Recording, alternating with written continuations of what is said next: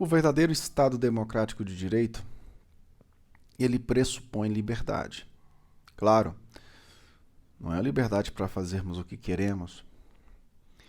Nós não temos liberdade de expressão para expressarmos de modo criminoso ou desrespeitoso. Mas nós precisamos de entender que o verdadeiro Estado democrático de direito, ele pressupõe a liberdade. Liberdade esta que deve ser conquistada diariamente através das nossas vozes, do nosso clamor. Quando nós olhamos todo o arranjo brasileiro, quando nós verificamos, quando nós percebemos que por trás do discurso democrático de direito não há uma verdadeira democracia, nós ficamos espantados. Nós não temos um regime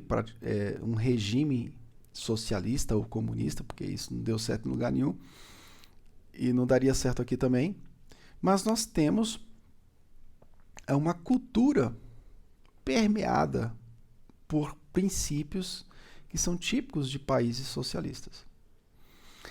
E o resultado é bem nítido, né? Embora tenhamos uma nomenclatura de Estado democrático de direito, nós vivemos sob os auspícios de uma cultura de Estado que progride a cada dia para um domínio mais totalitário, né?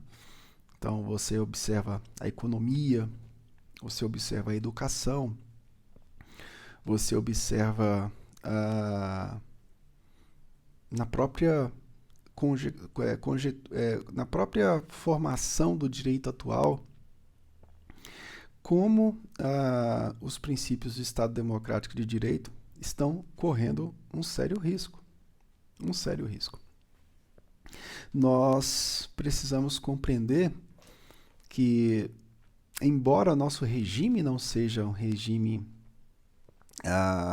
totalitário, a cultura política que permeia o nosso regime e que está voltando agora é uma cultura totalitária, né? Quando você tem mais Estado e menos liberdade, mesmo que você tenha uma legislação constitucional que seja contra isso, você acaba criando no Estado Democrático de Direito uma falsa sensação de liberdade. E a gente acaba descobrindo que essa liberdade ela existe de forma muito tímida. Muito tímida. A educação, por exemplo, ela sofre, né? Porque quem quer educar o seu filho de um modo domiciliar tem bastante dificuldade.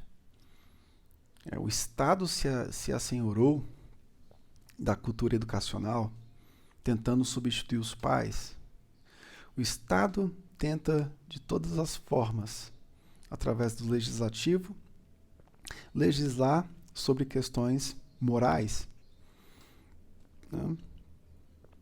Por outro lado, o judiciário, com seu ativismo desenfreado, a cada dia que passa, corrobora com uma má formação do Estado Democrático de Direito.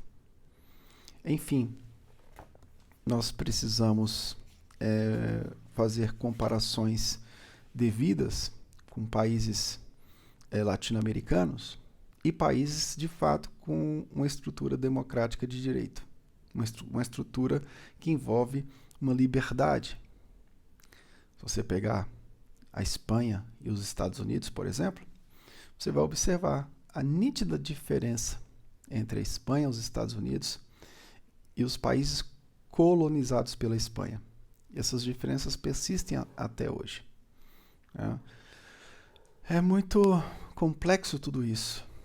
E eu posso concluir dizendo: será que nós realmente vivemos no Estado democrático de direito? Eu não sei. Eu tenho minhas dúvidas. Vamos em frente. Que Deus nos abençoe. Tchau, tchau.